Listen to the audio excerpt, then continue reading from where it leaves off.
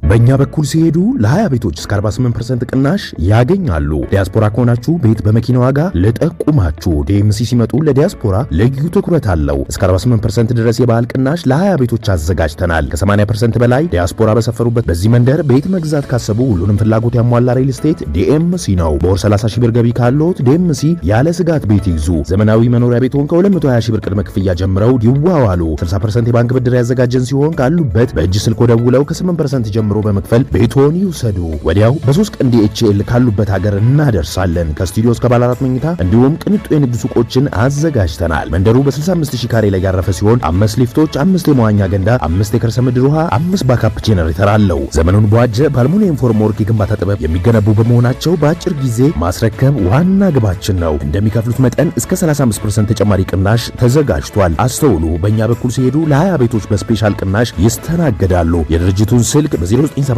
88 34 34 በ0988 88 56 56 ብለው ቢደውሉ መረጃ ያገኛሉ።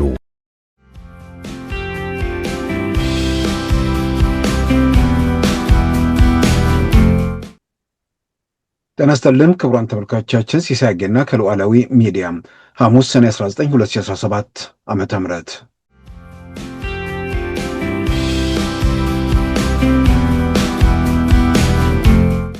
ሰኔ 16 በጠቅላይ ሚኒስትር አብይ ላይ ግድያ ሙከራ፣ በአመቱ ሰኔ 15 2012 የግድያ ሙከራ ሳይሆን ግድያ የተፈጸመበት በክልል ፕሬዝዳንትና በሀገሪቱ ጦር ኃይሎች ጠቅላይ ኤታማዦር ሹም ላይ ጨምሮ በአጠቃላይ ወደ 3 ጀነራል 3 ከፍተኛ ሲቪል ባለስልጣናትና ሌሎችም ህይወታቸውን የከፈሉበት ነው። ሰኔ በዚያ አይወሰንም። ልክ በአመቱ ደግሞ ሰኔ 22 2012 ዓመተ ምህረት ታዋቂው የኪነ ጥበብ ሰው ሃጫሉ ሁንዴሳ የተገደለበት ማለት ነው።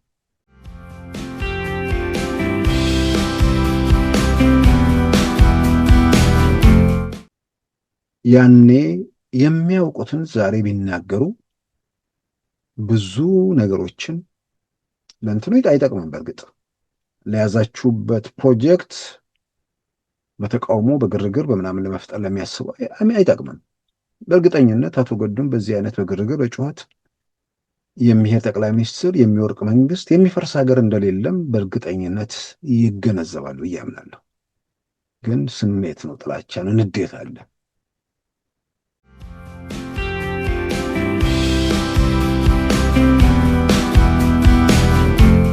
ኢትዮጵያ ከመጣችበት ሁኔታ ጋር ስናነጻጽረው ዛሬ በብዙ መልኩ ትልልቁን አደጋ ተሻግረን አሁን ከፊታችን ያለው ከኤርትራ ጋር የተያዘው ጉዳይ ነው። እሱ በሰላም ያልቃል ብለን ተስፋ እናደርጋለን። በሰላም ካላለቀ ደግሞ በሚያልቅበት መንገድ እልባት ያገኛል። ነገር ግን በማናቸውም መንገድ የሽግግር የግርግር የምናምን መንግስት ከዚህ በኋላ ኢትዮጵያ ውስጥ ሊኖር የሚችልበት እድል ተዘግቷል።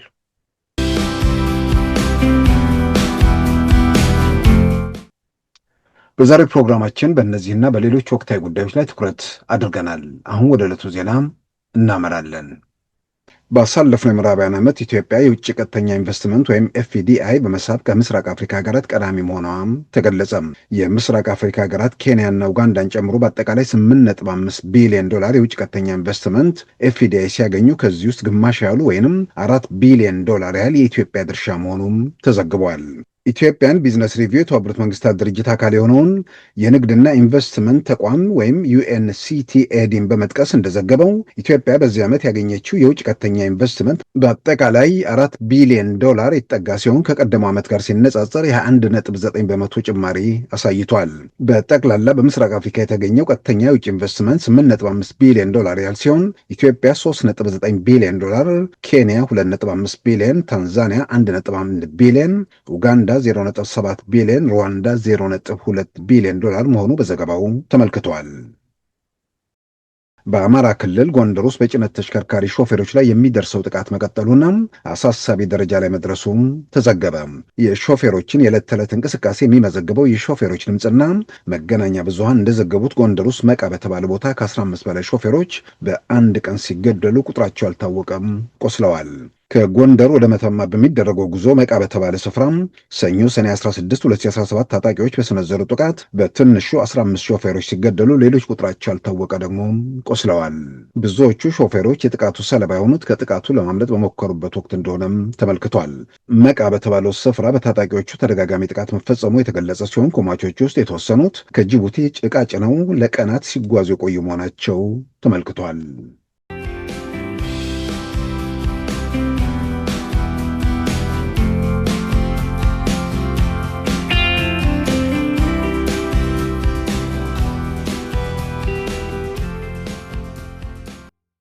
የታየ አካሄድ ወደዚህ እንደሚሆን ይገባኝ ነበር። ግን ስልጣኑ ግን ባይነካ እሱ ቆይቷል። እኔ ታየን ካወቁት እንደዚህ አይነት ምን አይነት ሰው ነው ብለህ ታየን ገለጨው ብትለኝ፣ ለምሳሌ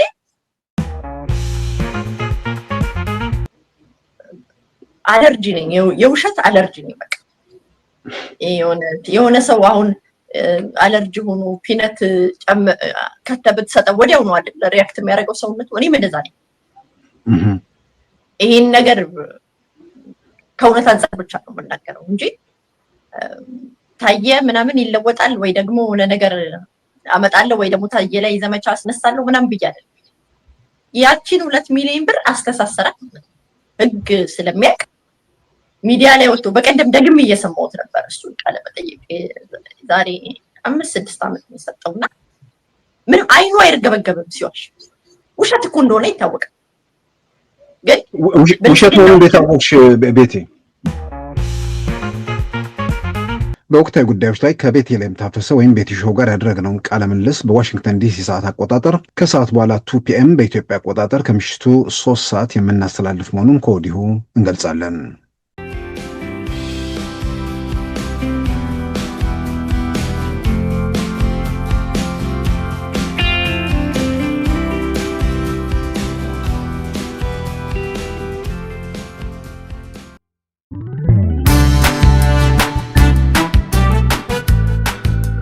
ሉዓላዊ ሚዲያን ይደግፉ። ስራዎቻችንን ለብዙ እንድናደርስ ሰብስክራይብ፣ ሼር፣ ላይክ በማድረግ ሉዓላዊ ሚዲያን ያጠናክሩ። እውነትን እንዘግባለን፣ ኢትዮጵያዊነትን እናቀነቅናለን። መድረኩ ግን ለሁሉም አመለካከት ክፍት መሆኑን እናረጋግጣለን። ሉዓላዊ ሚዲያ።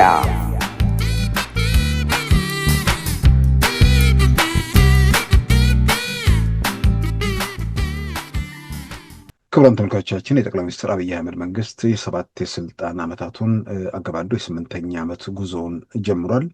ባለፉት 7 ዓመታት ኢትዮጵያ በምን አይነት ሁኔታ ውስጥ እንዳለፈች ሁላችንም ኖረን ያየነው ያለፍንበት ነው። በሌላም በኩል ደግሞ ዛሬ ያለውን ሁኔታ በግልጽ የሚታወቅ ነው።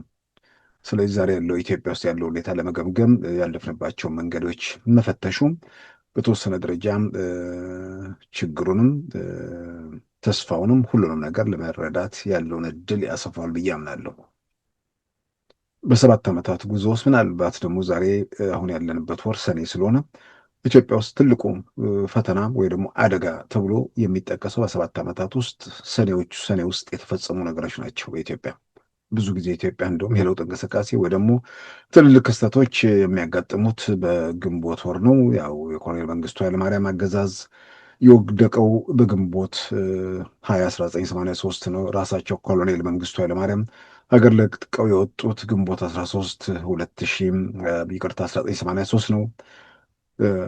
ከዛም ባሻገር በኮሎኔል መንግስቱ ኃይለማርያም ላይ በ1981 ዓ.ም የተሞከረው መፈንቅለ መንግስትም ግንቦት 8 1981 እንደነበር ይታወሳል።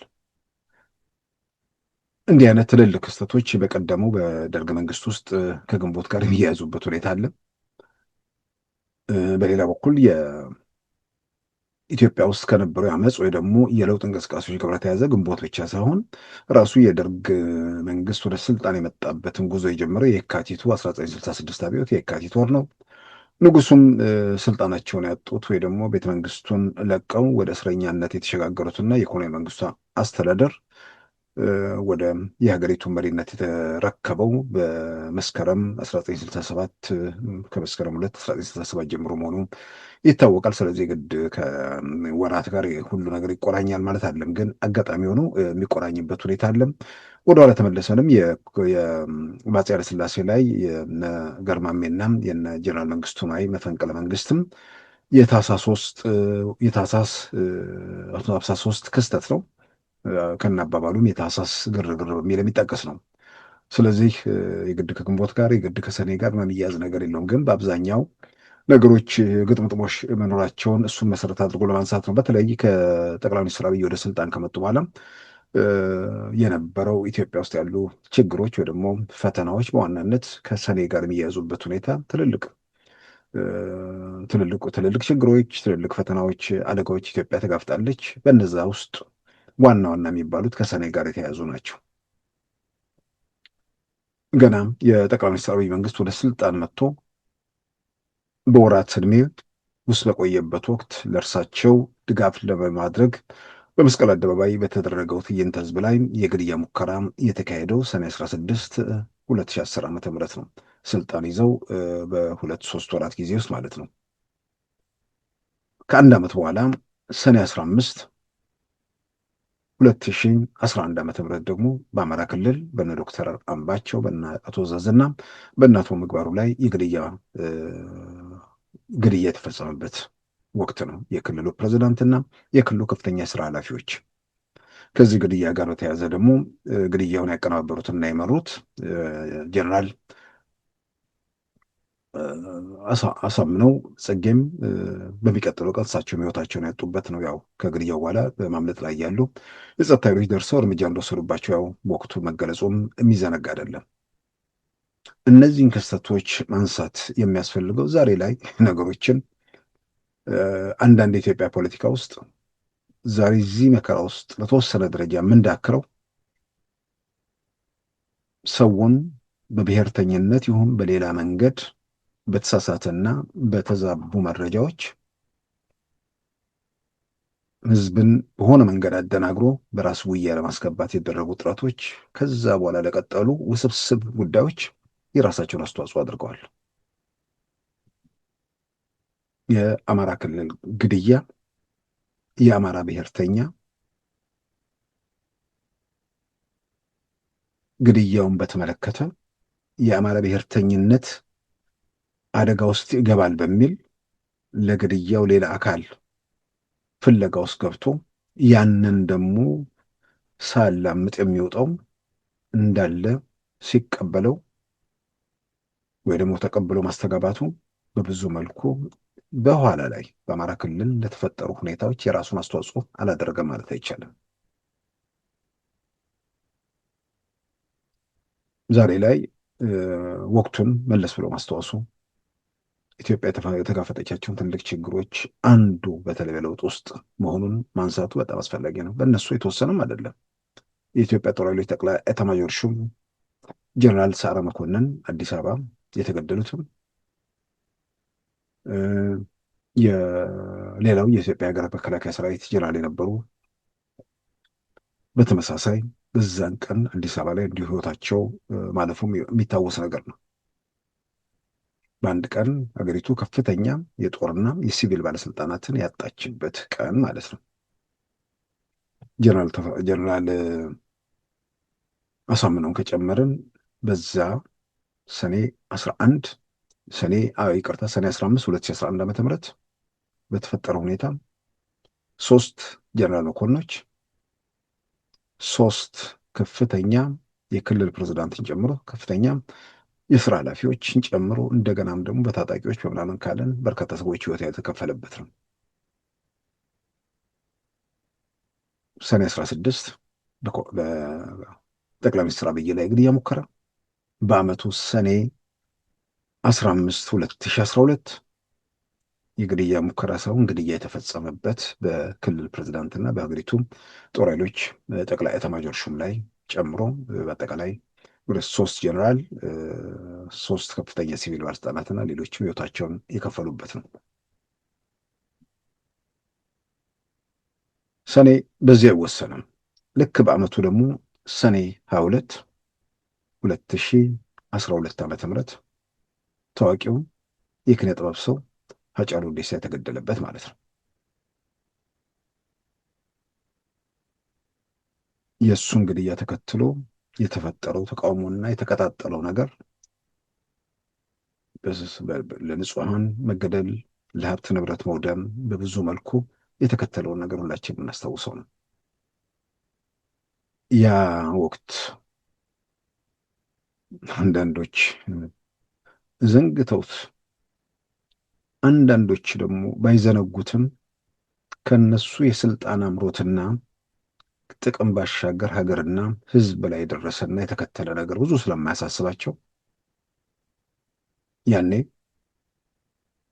የሃጫሉን ግድያ ተከትሎ በቴሌቪዥን ጣቢያዎች ቅስቀሳ ሲያደርጉ የነበሩ ወገኖች ዘርን መሰረት ያደረገ ቅስቀሳ፣ ሐውልት እናፈርሳለን የሚል ቅስቀሳ፣ ሐውልት አፍርሰን ሐውልቱ ስር መቃብር እንሰራለን የሚሉ ቅስቀሳዎች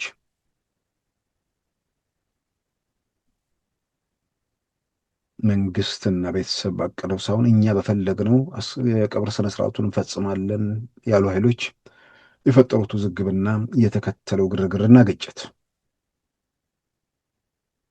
ያንንም ተከትሎ የኢትዮጵያ ለውጥ ከጀመረበት ጊዜ ጀምሮ ለውጡን በሁለት መንግስትነት ቅስቀሳ፣ መንግስት የሚያወጣቸውን መመሪያ በመግለጫ ወይ ደግሞ በፌስቡክ ጽሁፍ እያሻረ በኢትዮጵያ ውስጥ ከመንግስት በላይ መንግስት ብቻ ሳይሆን መንግስት ሌሎችን እያስፈራራ ሌሎችን ላይ እርምጃ እየወሰደ እሱን የማይነካው እሱን የማይደፍረው የጥፋቱ ተጋሪና ተባባሪ በመሆኑ ነው የሚሉ ቅስቀሳዎች በተደራጀ መንገድ ሲካሄዱ እናስታውሰው ነበር። ያ የሃጫሉን ግድያ ተከትሎ የተካሄደው ዘርን መሰረት ያደረገ ቅስቀሳ፣ ከዛ በኋላ መንግስትና ቤተሰብ ሳይሆን እኛ የፈለግነውና የፈቀድነው እናደርጋለን ማለታቸውን ተከትሎ የተፈጠሩ ውዝግቦች የማይደፈረው የማይነካው ከመንግስት በላይ መንግስት የሆነው ጀዋር መሐመድ እና ሌሎችም ወደ ወህኒ የተጋዙበት ሁኔታ እንደነበር ይታወሳል። 2012 ሰኔ 22 2013 ታዋቂው የኪነ ጥበብ ሰው ሃጫሉ ሁንዴሳ መገደሉ ተከትሎ እነዚህ ሰኔ 16 2010፣ ሰኔ 15 2011፣ ሰኔ 2 2012 የሰኔ ነገር በዚያ ያበቃ። ሰኔ 2013 ደግሞ ኢትዮጵያ ውስጥ ምርጫ የተካሄደበትም ጊዜ ነበር። ከምርጫው በላይ ግን የሀገሪቱን ሕልውና የፈተነ አደጋ የተደቀነበትም ጊዜ ነበር። ህዝባዊ ወያነ ሓርነት ትግራይ ጥቅምት 24 2013 በኢትዮጵያ የሀገር መከላከያ ሰራዊት የሰሜን እዝ ኃይል ላይ ጥቃት በመሰንዘር መሳሪያ ለመንጠቅና ወደ አዲስ አበባ ለመገስገስ ባደረገው ሙከራ የሆነውንና የደረሰውን ሁሉ ሁላችንም በታሪክ ያነበብነው ሳይሆን ኖረን ያየነው የዳሰስነው እውነታ ነው። አንዳንዶች ዛሬ ተረት እያወሩ ነገሩን በራሳቸው መንገድ ለመንዘር ቢሞክሩም ማለት ነው። ያ ሰሜን ዕዝን ያጠቃም በአጭር ጊዜ አዲስ አበባም ተቆጣጥሮ ከዛ አስመራም ተሻግሮ የፈቀደውና የፈለገውን ሁሉ ነገር ማድረግ እንደሚችል ከአቅሙ በላይ ሲንጠራራ የነበረ ሚሳኤል ስለያዘ የሰሜን ዕዝ መሳሪያን ስለነጠቀ ሁሉ ነገር በቀላሉ ይከወናሉ ያስበው ኃይል ከዛ በኋላ በህይወት የቆየው ለጥቂት ሳምንታት ብቻ ነበር። ጥቅምት 24 2013 ጦርነት ጀምሮ ጥቅምት 19 ይቅርታ ህዳር 19 2013 መቀሌን ለቆ በምርጫ አቋቋምኩት የሚለውን መንግስት አፍርሶ ሽሽት ውስጥ የገባበት እንደነበር ይታወሳል። ወደ ሰኔ ስንመጣ ይሄ ኃይል ለወራት ከቆየ በኋላ ተመልሶ ራሱን አደራጅቶ ተዘጋጅቶ ምን ብሎ መልሶ መቀሌን የተቆጣጠረው ሰኔ 21 ቀን 2013 ዓ.ም ነበር። ያ ቲፒኤልኤፍ ተመልሶ መቀሌ ገባ ብቻ ሳይሆን ከዛ በኋላ ወደ መሀል ሀገር ላደረገው እንቅስቃሴ ትልቁ ወሳኝ አጋጣሚና ሁኔታ ስለነበር በኢትዮጵያ ፖለቲካ ላይ ትርጉም ባለው ሁኔታ አደጋ በከፍተኛ ደረጃ ደቀነ። አደጋውንም ደግሞ በወቅቱ በተለይ ደብረ ሲና ከደረሱ በኋላ ዓለም አቀፉ ማህበረሰብ ዜጎቹ ከኢትዮጵያ እንዲወጡ ያደረገውን ቅስቀሳ ብቻ ሳይሆን ዋይት ሀውስ ጎረቤት በጣም በመቶ ሜትርም በደንብ በመሙላቱ እርግጠኛ አይደለሁም። ኢትዮጵያ ናሽናል ፕሬስ ክለብ ውስጥ ለኢትዮጵያ የሽግግር መንግስት ተዘጋጅቶ በቲፒኤልኤፍ አስተባባሪነት የሽግግር መንግስት የመሰረቱት ኃይሎች መግለጫ ሲሰጡ በሮይተርስ በቀጥታ ሲተላለፍም የምናስታውሰው ነበር። ያ ፈታኝ አደገኛ ሁኔታ እንዴት እንደተቀለበሰና በኋላ በምን ጉዳይ በመልኩ እልባት እንዳገኘ የሚታወቅ ነው። እነዚህን ክስተቶች መለስ ብሎ ማስተዋስ የሚያስፈልገው በአንድ በኩል የተወሰነች ግርግር ምናምን ነገር ይህ ምንድን ነው የአቡጀዲ ግርግርም በለው። ምክንያቱም ጨዋታው ግርግሩ ያለው ቲቪ ምንድን ነው ዩቲዩብ ላይ ምናምን ወይ ቲቪ ስክሪን ላይ ስለሆነ ማለት ነው። የጥንት ሰዎች ኢትዮጵያ ውስጥ ሲኔማ በገባበት ወቅት ሲኔማው ሰይጣን ቤት በሚታይበት ወቅት ያው ጨርቅ ተወጥሮ እዛ ላይ ሲኔማውን ስላዩ መጀመሪያ ጨርቁን አይተዋል። ከዛ በኋላ የሚንቀሳቀሰውን ነገር ስላዩ አቡጀዲ ላይ ነው እንግዲህ ነገር የታየው። ስለዚህ አቡጀዲ ግርግር ነበር ፊልሙ የሚባለው የሚታየው ነገር ማለት ነው። አሁንም የአቡጀዲ ግርግር ነው። የተወጠረው አቡጀዲ ላይ ባይሆንም ልክ እንደዛው ትዕይንት እያየን ነው እንጂ መሬት ላይ የሚመነዘር ነገር እንደሌለ በግልጽ ስለሚታወቅ ብዬ ነው። መግለጫ ምናምን በግርግር አንተ የሚያደርጉ ሰዎች አሉ። ስለዚህ የነበሩ ሌሎች ክስተቶች አሉ፣ ግን ዋና ከሰሌ ጋር ብቻ እያያዝኳቸው እነዚህን ያለፍንበትን ሁኔታዎች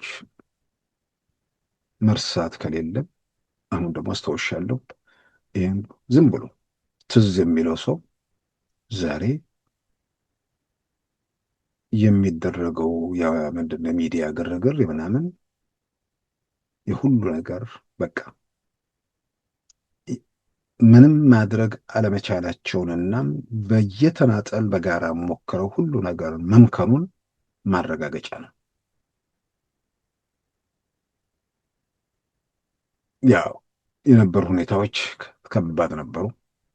መንግስት በሁለቱ እግሩ መቆም ባልቻለበት፣ ዘረኝነት በገነገነበት፣ ጥቅመኞች ከሀገር በላይ የነሱ ስልጣንና ከስልጣን የሚገኝ ጥቅም ላይ ባሰፈሰፉበት ሁኔታ ትልቅ አደጋ ነበር። ያን አደጋ አሁን ዛሬ ዩኒቨርሲቲ ልጆችን አልክም የምትል እናት እየሰማን አይደለም። በየትኛውም ዩኒቨርሲቲ ልጆች ትምህርታቸውን ሄደው ተምረው በተወሰነ ደረጃ የሚሰቃ ሰው አይልም ማለት አይደለም።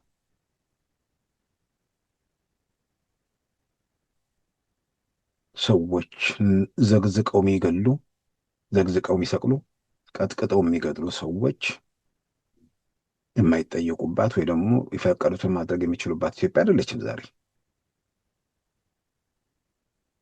የመንግስት መመሪያን ግለሰቦች ፌስቡክ ላይ የሚያሽሩበት ዘመን አይደለም አሁን።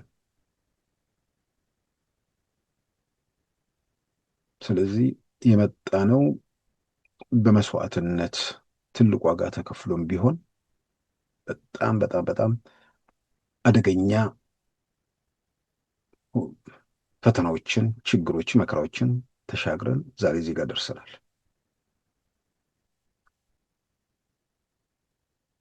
ያ ሁኔታ መለስ ብሎ ምናልባት ትዝም ያላለው ሰው ዛሬ ላይ የነበሩትን ነገር እዚህ ጋር ሳነሳ ዛሬ ያለው ነገር ምንም መሆኑ እንደሚታየው አልጠራጠርም። ያም ብቻ ሳይሆን ምናልባት በነበሩት ግርግሮች፣ ሁከቶች፣ ቀውሶች ውስጥ ተዋናይ የነበሩ ሰዎች ተዋናይነታቸው አንዱ በሌላው ላይ በጠላትነት ተነስተው በጠላትነት መነሳት ብቻ ሳይሆን ስልጣን ላይ ያለውን መንግስት የዚህኛው ወይም የዛኛው ደጋፊ ብለው እርስ በርስ አንዱ የሌላው ጠላትነትን ከማረጋገጥ ባሻገር አንደኛው መንግስትን ለሌላኛው ወገን በመስጠት ያኛውም መንግስትን ለሌላኛው አሳልፎ በመስጠት በሁሉም ወገን ብቻ በብሔር ካርድ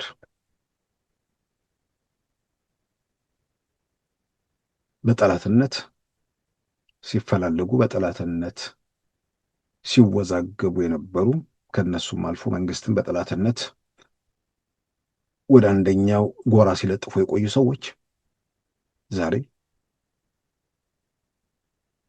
ሁሉ ነገር ከንቱ ሆኖ እርስ በርስ የሚወነጃጀሉ፣ እርስ በርስ በጠላትነት የሚተያዩ፣ ለእኔ ህልውና ሌላኛው ስጋት ነው ሲባባሉ የነበሩ ወገኖች ዛሬ በጋራ በአንድ ጉዳይ ላይ ምንድን ነው የጋራ መግለጫ እንሰጣለን፣ የጋራ ምናምን እናደርጋለን የሚል ነገር እየሰማን ነው። ያው እግዚአብሔር የሰጠውን አእምሮ የሰው ልጅ መጠቀም ከቻለ በሌላም በኩል ወደኋላ ተመልሶ ሁኔታዎችን ካስታወሰ የሚገለጥለት እነዚህ ሰዎች ፍላጎታቸው፣ ህልማቸው፣ ግባቸው እኛና እኛ ብቻ ወይ ደግሞ እኔና እኔ ብቻ ነው። ሀገር፣ ህዝብ፣ የትውልድ ተስፋ የሚባል ነገር ለነሱ ጉዳያቸው እንዳልሆነ በግልጽ አሳይተዋል። እርስ በርስ በጠላትነት ሲተያይ ከቆይቱ በጠላትነት መታየት ብቻ ሳይሆን አንዱ ለሌላውን የመንግስት ጋር ለጥፎ ሲወነጀል ከቆየ በኋላ በጋራ በአንድ ማዕድ የሚያስቀምጣቸው ምን ጉዳይ አለ? ምንድን ነው ያለው ጉዳይ? ምንድን ነው?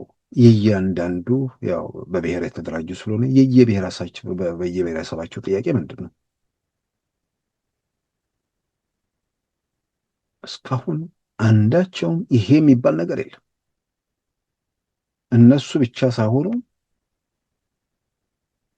የሚገርመኝ ደጋፊዎቹ ለምንድን ነው የሚቃወሙት፣ ለምንድን ነው የምትቃወሙት የሚባለውን ነገር ማስረዳት ካቃታቸው እንዲቃወሙ ትዕዛዝ የሰጧቸውን ሰዎች ለምንድን ነው የምንቃወመው ብሎ እነርሱ መጠየቅ እንኳን ሲሳናቸው እያየን ነው። ለምንድን ነው ይሄ መንግስት የምትቃወሙት? አለቆቻችሁን ወይ ደግሞ መሪዎቻችሁን ጠይቁ። ከዛ በኋላ እንወቀውና እኛም ያልገባን ያልተረዳነው ነገር ካለ ድምፃችንን እናስተባብር ብለን ብዙ ጊዜ ጮህን። አለዛም ደግሞ ተቃውሟችሁ የአይናቸው ምንድነው ስልጣን ላይ ያሉት ወገኖች የአይናቸው ቀለም ስላላማራችሁ ከሆነ እሱ ራሳችሁን በጸበልም ይሁን በሌላ ነገር መፈወስና ወደ እውነታው መምጣት ነው። በጥላቻ ያምረኛል አያምረኝም፣ እወደዋለሁ አልወድም በሚል የሀገር ጉዳይ እንትን አይልም እና እነዚህ ኃይሎች ዛሬ መሰባሰባቸው አለም ያናድደው። ያኔ ያን ሁሉ ረብሻ ፈጥረው ያ ነገር ባይፈጠር ኖሮ እዛው ዝግብ ውስጥ ባንገባ ኖሮ ምናልባትም ያኔ እንደዚህ አይነት ውዝግቦች ባይኖሩ ኖሮ ቲፒኤልኤፎቹ እዚህኛው አውዳሚ ጦርነት ውስጥ ሊገቡ ይችሉ ነበር የሚል በግሌ ጥያቄ አለኝ። ልክ ቤተ መንግስት እንደለቀቁ ወዲያው ወደ መተኮስ ያልሄዱት ህዝቡን ፈርተው ነው። ወዲያው ብንተኩስ ከዳር እስከ ዳር የተንቀሳቀሰ ህዝብ ይውጠናል የሚል ፍራቻ፣ ስጋት መኖሩ የሚጠበቅ ነገር ነው። ነገር ግን መንግስት እንደ መንግስት ሀገር መምራት እንደማይችል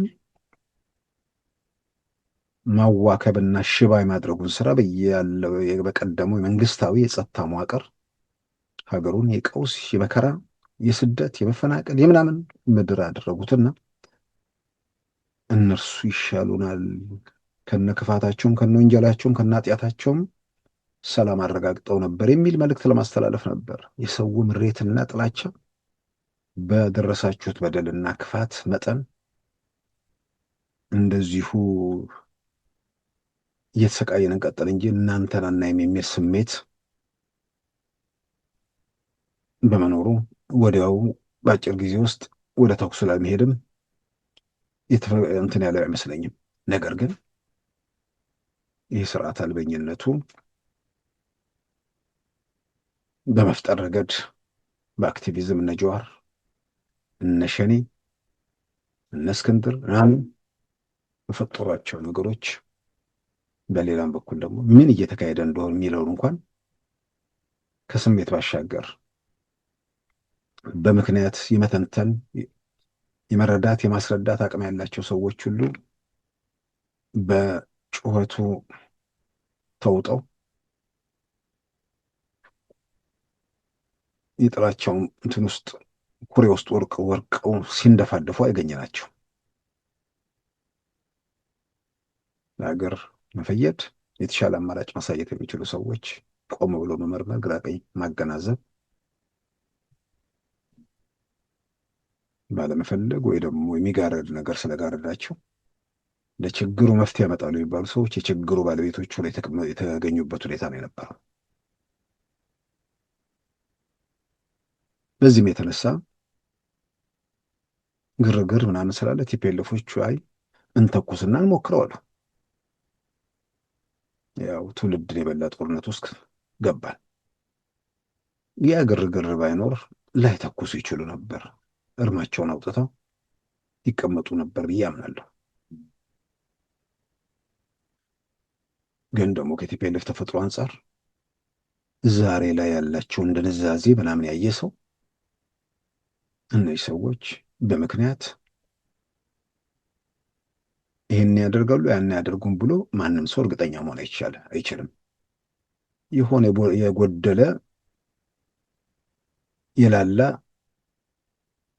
በምንም የማይጠብቅ ብሎን እንዳለ ቲፒኤልኤፍ የሚባል በተለይ አንዳንዱ አመራር ጋር በግልጽ እየታየ ነው። በአጠቃላይ የነበርነው በእንደዚህ አይነት አስቸጋሪና አስጨናቂ ሁኔታ ውስጥ አልፈን ዛሬ እዚህ ከደረስን በኋላም ዛሬ ያለውን ነገር ከመጣንበት ነገር ጋር ስናነጻጽር ቀደም ሲል እንዳልኩት የአቡጀዲ ግርግር ነው። ያ ማለት ሌላ በስጋት ደረጃ የሚነሳ ነገር የለም ማለት አይደለም። በስጋት ደረጃ የሚነሳ ነገር ካለ አንድ ከኤርትራ ጋር የተያዘው ነገር ነው። ምክንያቱም ከሀገር ለሀገር የሚሆን ነገር ስለሚኖር ማለት ነው። እሱም በተደጋጋሚ በግሌ የተለያዩ ወገኖችም ድምፃቸውን ከፍ አድርገው እንትን ብለዋል። የመንግስታት የመሪዎች ብቃት መለኪያ ዛሬን ብቻ ሳይሆን ነገን የተሻለ አድርጎ ለመሄድ የዛሬን ስልጣን ነገን ለማረም መጠቀም ነው። ትላንት የተበላሸው ይጠገናል፣ ዛሬ ያለው ይስተካከላል፣ ነገን በተሻለ መሰረት ላይ ለማስቀመጥ መሰራት ነው። መስራት የመሪዎች ሚና መከራን፣ ስቃይን፣ ሰቆቃን ለትውልድ ማሸጋገር የመሪ የብቃት መለኪያ ሳይሆን የውድቀቱ ማሳያ ነው የሚሆነው። እስካለሁ ድረስ የሚባል የአመራር ጥበብ አይደለም። ከኔ በኋላ የሚል ስለ ትውልድ የሚጨነቅ ነው የመሪነት ኳሊቲ። ስለዚህ ከዚህ አንጻር በኢትዮጵያና በኤርትራ መካከል በሁለት ወንድማማች ህዝብ መካከል ወንድማማች የሚለውን ቃላት ከሚገልጸው በላይ ወንድማማች የሆነ ህዝብ ማለት ነው። ሁለት ባንዲራ፣ በሁለት ሀገር፣ በሁለት ድንበር ምናምን ያህል በኖሩ እንደጠበቀው ነው ማለት ነው። ስለዚህ ምንድን ነው የተፈጠረው? ተነጋግሮ ተወያይቶ ችግሩን በዘላቂነት መፍታት ያለው እድል ዝግ አይደለም። ላለመስማማትም እኮ መነጋገር ያስፈልጋል። በዚህ ነገር የኢትዮጵያ መንግስት ፊልድ ማርሻል ብርሃኑ ጁላም እንዳነሱት በተለያየ መንገድ ባለን መረጃዎችም አስቀድመን እንደተረዳ ነው የኢትዮጵያ መንግስት በንግግር ጥያቄ አለው። ያን ጥያቄውን በንግግር በውይይት ለመፍታት ፍላጎቱን በተደጋጋሚ ገልጿል። በኤርትራ በኩል ፈቃደኝነት የለም። ፈቃደኝነቱ ከሌለ የተንጠለጠለ ነገር አለ ማለት ነው። በተንጠለጠለው ነገር ውስጥ ደግሞ የተንጠለጠሉ በየግል ሮጠው የመከኑ ስብስቦች ደግሞ እዛ ላይ ተንጠልጥለዋል። የኤርትራ መንግስት አሁን አንድ የቀረቻቸው 7 ዓመት ዳከሩ፣ ወጡ፣ ወረዱ። አሁን በኤርትራ በኩል ኢትዮጵያና ኤርትራ ቢታኮሱ መንግስት ቢንገዳገድ ያው ህልማችን የሽግግር መንግስት የሚል ነገር ይመጣል ብለው እሱ ላይ እንግዲህ አሰፍስፈው እየታዩ ነው። ግን ህልሙ ወደ ቅዠት እንደሚቀየር ለመረዳት አጠቃላይ ስዕል ማየት ያስፈልጋል። ግን አጠቃላይ ስዕል ለማየት ደግሞ የተጋረደ አስተሳሰብ ስለሆነ በጥላቻ፣ በስልጣን፣ በጥቅም፣ በብስጭት ግርዶሽ ያለበት ኃይል ህልምና ቅዠቱን መለየት አይችልም። ወደ ቅዠት ግን እንደሚቀይር በጣም በእርግጠኝነት መናገር ይቻላል። ብዙ ነገሮችን መገምገም፣ አጠቃላይ ነገሮችን ማየት። ያ ማለት ልክ ከመንደር ሽፍታ ጋር እንደሚደረግ ነገር የአንድ ቀንና የሁለት ቀን ጉዳይ ይሆናል ማለት አይደለም። መስዋዕትነት ይጠይቃል። ግን ትርጉም ባለው ሁኔታ ነገን ለማረም ለማስተካከል በውይይት ያልተቻለው በኃይል መስመር ይዛል ብዬ አምናለሁ። ስለዚህ እዚህ ላይ አሁን የተንጠለጠሉ ኃይሎች አሉ። ኤርትራ ብትተኩስ የሽግግር መንግስት ተተኩሶ የሚለወጥ ተተኩሶ የሚፈርስ ሀገርም የሚፈርስ መንግስት የለም። አይኑን ለገለጠ በሆነ ተአምር የሚፈርስ መንግስት የሚንገዳገድ መንግስት ካለ ግን የሚቀጥል ሀገር አለመኖሩን ደግሞ ማስተዋሉ በጣም አስፈላጊ ነው።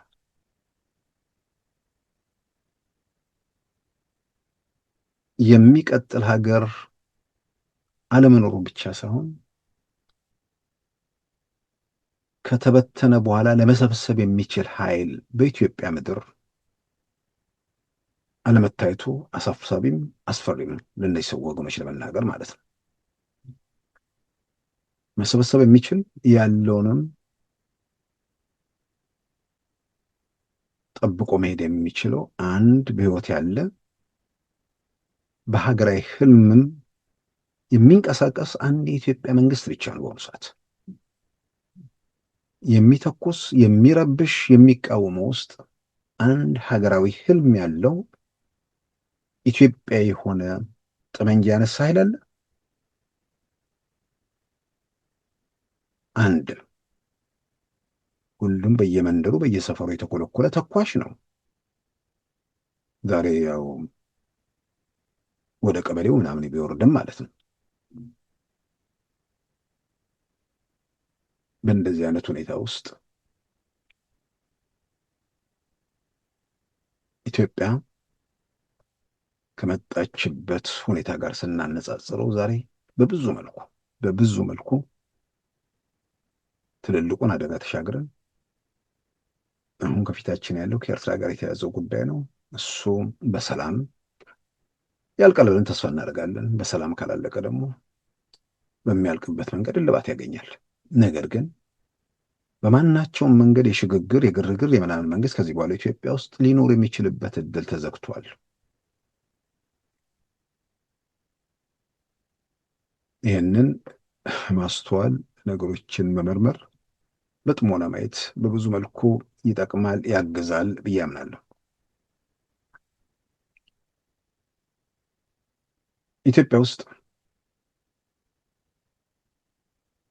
አሁን ባለንበት ሁኔታ ውስጥ እንዳልኩት ሄዶ ከኤርትራ ጋር የተያዘ ነገር ነው። ከዛ ውጭ ያለ ህይወት ያለው እግር እጅ ያለው የሚንቀሳቀስ ኃይል አለ፣ እከሌ የሚባል ማለት ነው። እሱን ቆም ብሎ ማየት በመኖሩ በብዙ ያስፈልጋል። በሌላ በኩል ደግሞ ያው በተለያየ መንገድ በታጣቂዎቹ ምናምን አካባቢ ነገሮችን ገመገሙ። በዚህ መንገድ የትም እንደማይደርሱ ቃኙ። በሌላም በኩል ደግሞ የነሱ የስልጣን ህመምና የጥቅም ጉዳይ ህዝብ ማህበረሰብን ዋጋ እያስከፈለ መሆኑን አይተው ነገር ከሂደቱ ሄደ ምንድን ነው የህዝቡ መከራ ያብቃ የሚሉ ሰዎች ኃይሎች በየቀኑ በየአጋጣሚው ወደ ሰላማዊ ህይወት እየተመለሱ ነው። ያ ለህብረተሰቡ በጣም ይጠቅመዋል። በየአካባቢው ሰው በሰላም ወጥቶ መግባት፣ ነግዶ ማትረፍ፣ አርሶ መብላት የሚችልበት ሁኔታ በየምንድን ነው ቀበሌው ምናምን አካባቢ ያለውን ነገር እሱ ላይ መፍትሄ መልስ ይሰጣል። ይህንን ነው። ከዚህ ውጭ ግን ስልጣን ላይ ያለውን ኃይል ወይ ደግሞ መንግስት በየትኛውም መንገድ ምንድን ነው ከጉዞ መክታት፣ ከሀገራዊ ህልሙ መነቅነቅ በየትኛውም መንገድ ማቆም የሚቻልበት እድል በግሌ የተዘጋም የተደመደመ ጉዳይ ነው።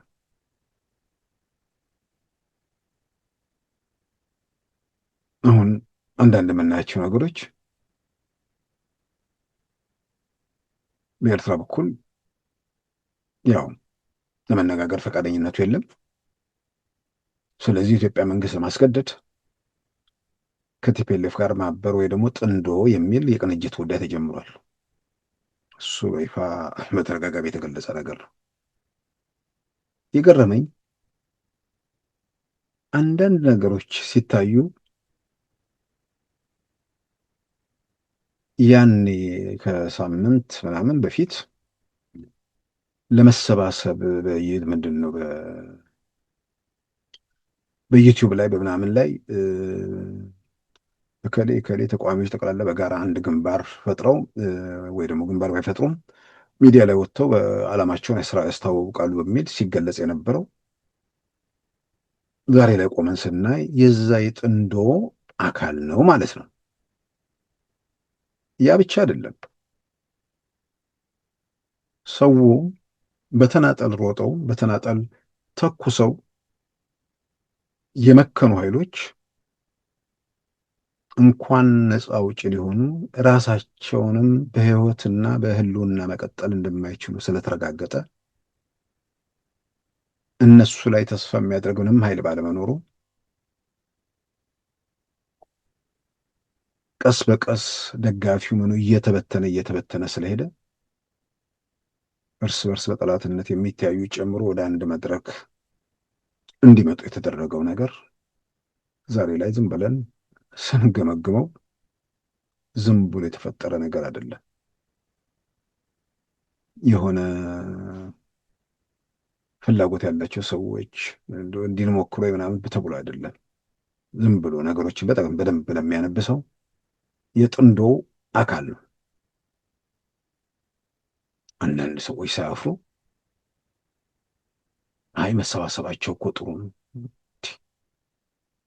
በሬ ካራጁ ጋር ተሰባስቦ ምን ማለት ነው? የምትሰባሰበው ለተቀደሰ መጥፎ የሚባለውን ነገር አርሞ የተስተካከለ ለማድረግ አይደለም።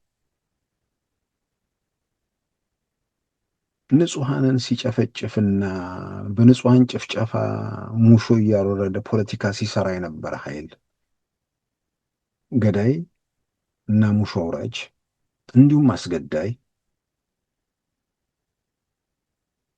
ምን የጋራ አጀንዳ አላቸው? የጋራ ጥላቻ እንጂ የጋራ ህልም የለም።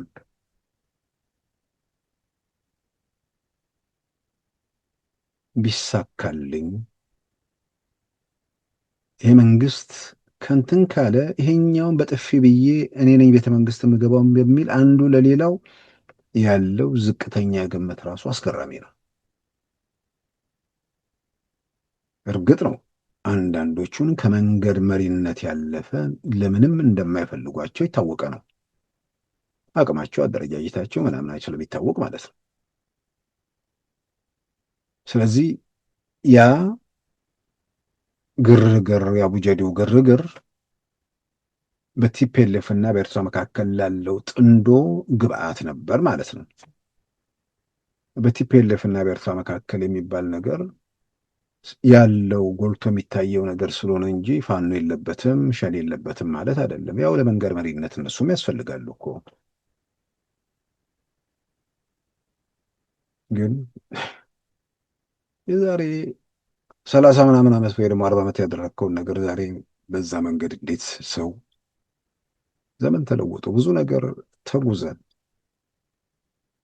እዛ ቦታ ላይ የሚዳክሩ ሰዎች ስናይ አስገራሚ ነው። ለጥንዶ የአቡጀዴ ግርግር ተዘጋጀ። ግን ያ ብቻውን በቂ አይደለም።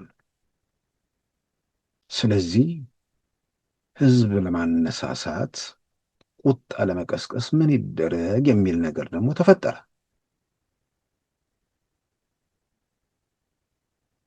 ጠቅላይ ሚኒስትሩ ይሄንን ህዝብ አጥፈዋለሁ ብለዋል። የተባለው ነገር እንደ ልብ ገበያ ላይ መዋል ሲያቅተው ተደራጅተው መጥተው ሰው ለምን ማመን አቃተው እኔንም እኮ ብሎኛል የሚል ነገር ደግሞ ቀጠለ።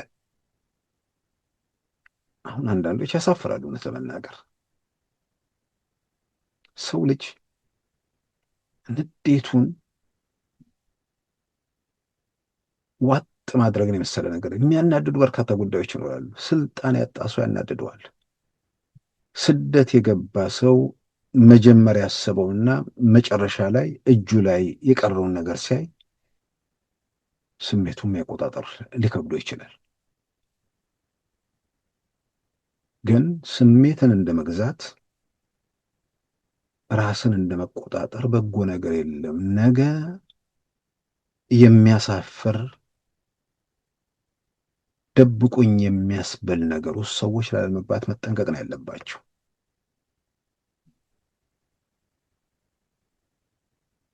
እኔንም ብሎኛል። የት ነበራችሁ ታዲያ? የሆነ ማህበረሰብ፣ የሆነ ህዝብ፣ የሆነ አካል የሚጠላ ሰው ጋር እንዴት ትሰራለህ? ከዚህ በላይ ነውርና ወንጀል አለ?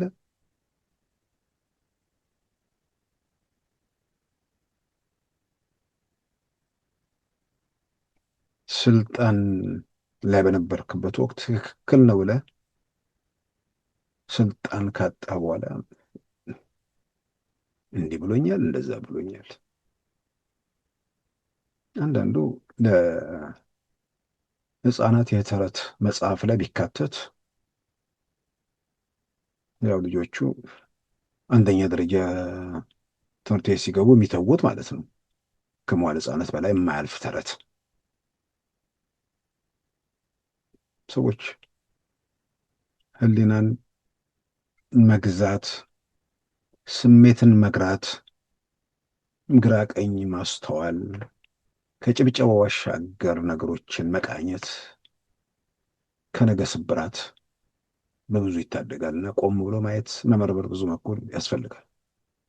ይልቁንም ሰኔ የሚለውን ነገር ሳነሳ አንዳንዶች ይልቁንም ከመጀመሪያው ጀምሮ በተዛባ መንገድ የቀጠሉ ነገሮች ዛሬ ላሉ ቀውሶች የራሳቸው አስተዋጽኦ ስላላቸው በተለይ ሁለተኛው ሰኔ 15 2012 በነ ዶክተር አምባቸው ግድያ ጋር በተያዘ የአማራ ብሔርተኞች ግድያውን በተመለከተ በማህበረሰብ ውስጥ የረጩት ጥላቻ፣ ግድያው እንዴት፣ ለምን፣ ማን የሚል ዝርዝር ነገሮች በአደባባይ እያሉ ግድያውን ከጠቅላይ ሚኒስትር አብይ ጋር ለማያያዝ የተደረገው ጥረት በወቅቱ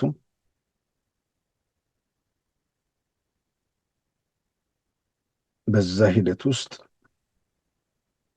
ወዲያው ስለ ጉዳዩ የተሟላና ምናምን ነገር በተወሰነ ደረጃ ተሰጥቷል። ነገር ግን ችግሩ ኩርፊያ፣ ቁጣ ምናምን ውስጥ ያለው ሰው የሚሰማው የሚጥመውን ብቻ በመሆኑ ወይ ደግሞ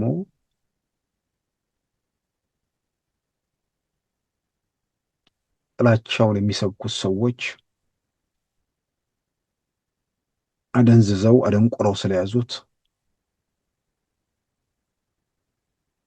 በሌለ በደል እየተንገፈገፈ እነሱን እያመነ ስለቀጠለ ከዛ በኋላ አለ ኢትዮጵያ ውስጥ ምን እየተካሄደ ነው፣ ዓለም ላይ ምን እየተካሄደ ነው አይሰማም፣ አይም ያን የተነገረው ላይ የቆመ የደነዘዘ አለ። ይህም በእርግጠኝነት ነው የምናገረው። የቅርብ ሰዎች ያነሱብኝም ነገር የሆነ ለቅሶ ቤት ውስጥ ያው በእናት ደረጃ እናቶች ብዙ ጊዜ በጣም በጣም በጣም ኃይለኛ የማስተዋል ችሎታ አላቸው። ነገሮችን የመመርመር የማገናዘብ ከፍተኛ አቅም አላቸው። በብዙ መልኩ እንዳየ ነው። ግን ማንም የማመዛዘን ችሎታው በጣም ከፍተኛ ቢሆንም የሚሰማው አንድ ነገር ብቻ ከሆነ ግራ ቀኝ ለማየት ካልታደለ ካልመዘነ ሰለባ መሆኑ የሚጠበቅ ነገር ነው። ይህ ግድያ በነ ዶክተር አምባቸው ላይ ግድያ ከተፈጸመ 6 ዓመት ነው። 5 ዓመት ካለፈ በኋላ በሆነ ቦታ በሆነ መድረክ በሆነ አጋጣሚ ሰዎች በወሬ መሃል ሲያነሱ እናት ትልቅ እናት ናቸው እና አምባቸውን አብይ ነው የገደለው ብለው አሜሪካ ውስጥ ማለት ነው። አሁን እኚህ ሰው ሌላ የስልጣን ጥያቄ ወይ ጥላቻ ወይ ምናምን ኖሮባቸው አይደለም። በቃ ያኔ ሰሙ፣ ተከተበ፣ ታተመ። ከዛ በኋላ በየቀኑ የሚነገረውን ነገር እየጨመሩበት በተበዳይነት በጥላቻ ምናምን እንትን እያለ ቀጠለ። ይህን የማነሳው አሁን ይሄ ብሶቱ ካምፕ ምናምን አካባቢ በተለይ አቡጀዴ ግርግሩ ላይ ተዋናይ ከሆኑት አንዱ አቶ ገዱ አንዳርጋቸው ናቸው። አዝናለሁ። አንድ የሀገር ውጭ ጉዳይ ሚኒስትር ደረጃ ላይ የደረሰ ሰው ከነማን ጋር ነው የምውለው? ገና ስልጣን ላይ በነበርንበት ሰዓት ማን ነው ፈተና ያደቀነብን?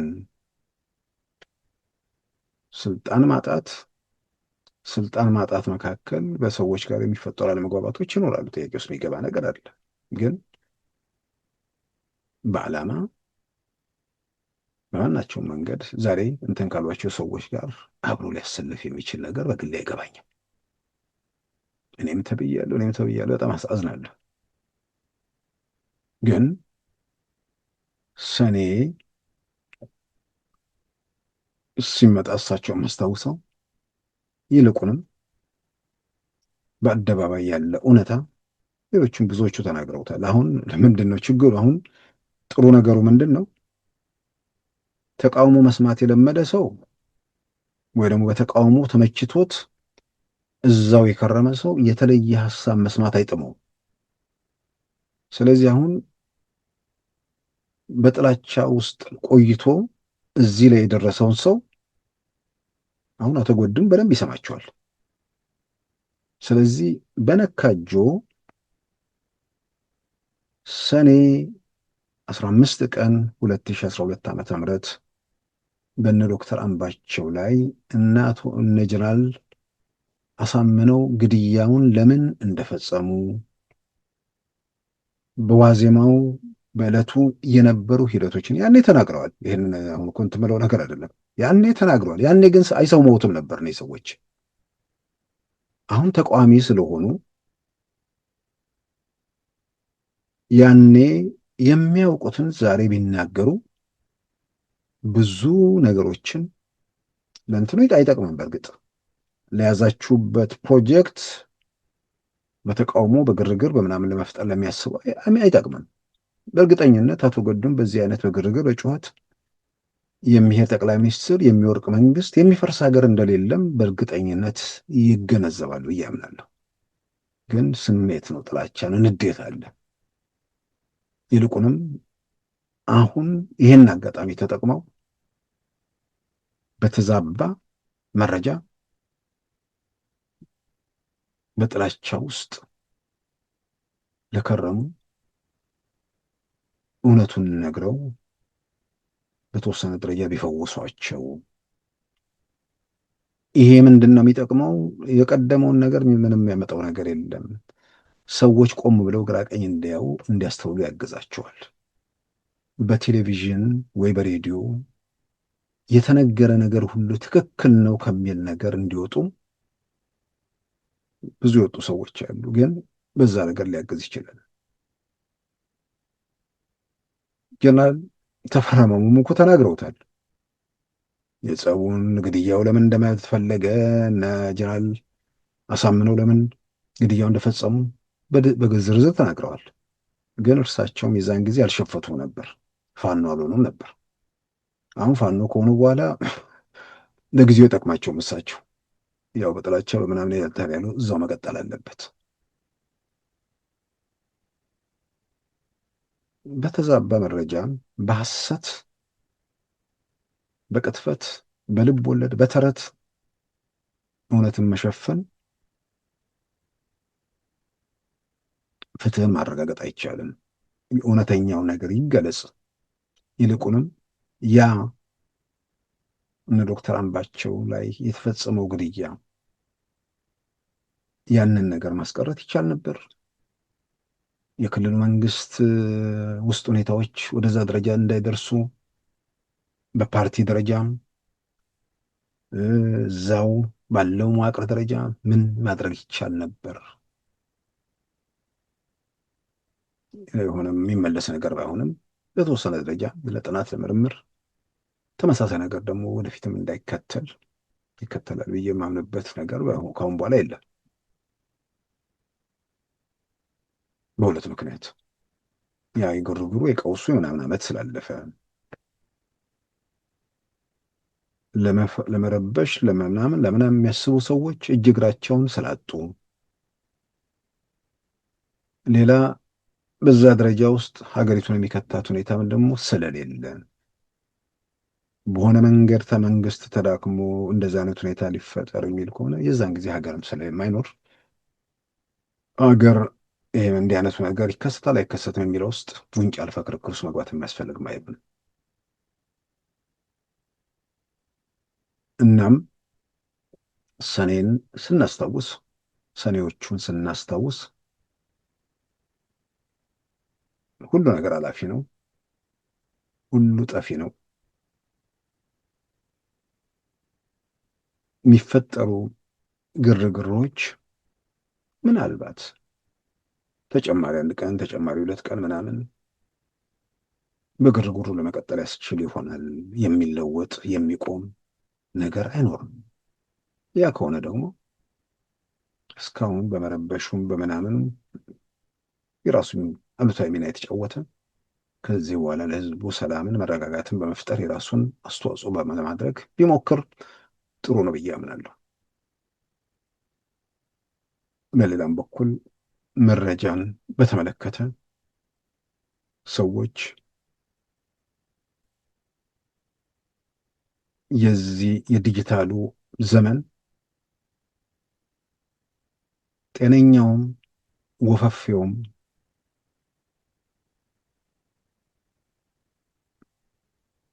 የመሸታ ቤት አውደልዳዩም ሁሉም እንደ ልቡ ቲቪ እስኪወደደው ስልክ ፊት ቆሞ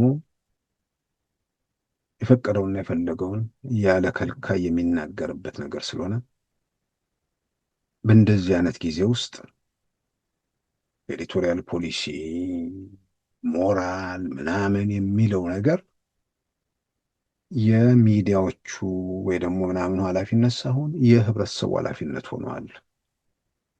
ራስ መርጠን ራስ መዝነን ራስ አጥርተ ነው መስማት ያለብን። በእንደዚህ አይነት ሁኔታ ውስጥ እንዲህ አይነት ሁኔታ ባለበት የሚመለከታቸው የሚዲያ ሰው ምናምን የሚል ነገር የለም። ስለዚህ ራስህ አጥርተህ ሰምተህ ምንድነው እውነትና ሐሰቱን መለየት የሚቻልበት ሁኔታ በዛ ረገድ የራስን ሚና መጫወት ማጥራት። የሚነገር ሁሉ ትክክል አይደለም፣ የሚነገር ሁሉ ልብ ወለድ አለበት፣ የሚነገር ሁሉ ቅጥፈት አለበት፣ የሚነገር ሁሉ እውነት አይደለም። ስለዚህ እውነት ነው አይደለም የሚለውን ለመመዘን ግራ ቀኝ ማየት፣ የተለያዩ ነገሮችን መስማት፣ በብዙ መልኩ እሱ ማድረግ ያስፈልጋል። ከዛ ውጭ ግን ጥንዶ የቲፒኤልኤፍና የኤርትራ ጥንዶ የአቡጀዲ ግርግር ጥንዶ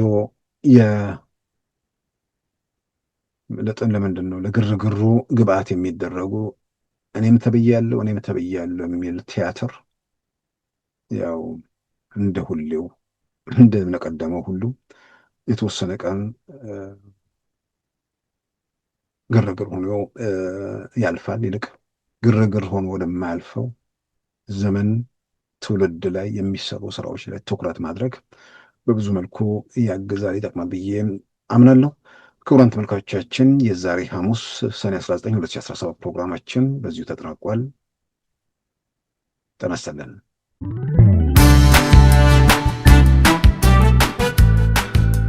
ሉዓላዊ ሚዲያን ይደግፉ። ስራዎቻችንን ለብዙ እንድናደርስ ሰብስክራይብ፣ ሼር፣ ላይክ በማድረግ ሉዓላዊ ሚዲያን ያጠናክሩ። እውነትን እንዘግባለን፣ ኢትዮጵያዊነትን እናቀነቅናለን። መድረኩ ግን ለሁሉም አመለካከት ክፍት መሆኑን እናረጋግጣለን። ሉዓላዊ ሚዲያ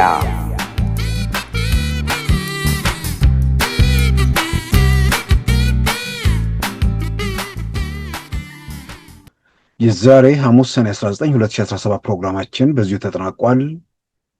ጤና ይስጥልን።